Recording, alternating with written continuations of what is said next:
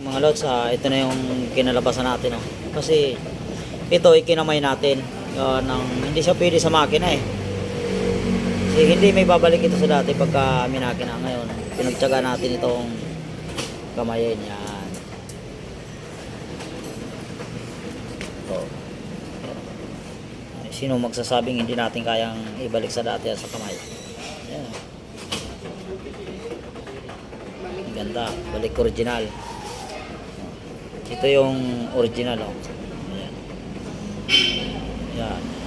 Parehas na parehas lang yung dalawa. Kasi pag hindi natin minakina, hindi maibalik eh. Ganda na, oh.